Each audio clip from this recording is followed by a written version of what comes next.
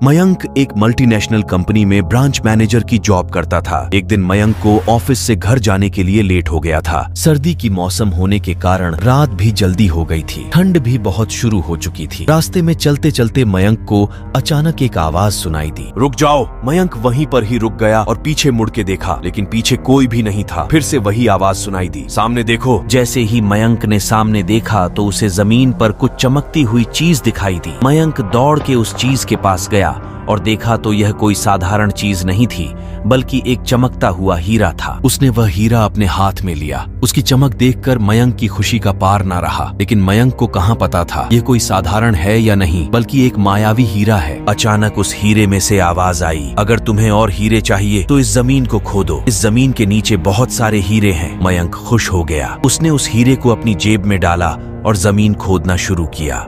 करीबन 2 फीट खोद काम करने के बाद अचानक मयंक डर के मारे चिल्लाने लगा। इसके कारण उसका संतुलन खो गया और जमीन पर गिर पड़ा, क्योंकि उस गड्ढे में से हीरे मोती नहीं बल्कि किसी इंसान का कटा हुआ सर मिला। अचानक वह सर हवा में उड़ने लगा और बोला, डरो मत, मैं तुम्हें कोई हानि नहीं पहुंचाऊंगा। मैं तुम्हें बहुत सारे हीरे जवेरात भी दूंगा। बस मेरी बात ध्यान से सुनो। मैं जहाँ जाता हूँ वहाँ मेरे पीछे आओ। फिर वह सिर हवा में उड़ा और जंगल की ओर बढ़ने लगा। करीबन 1 किलोमीटर चलने के बाद वह सिर रुक गया। मयंक भी रुक गया। अगला पार्ट देखने के लिए कमेंट करें और चैनल को सब्सक्राइब जरूर करें।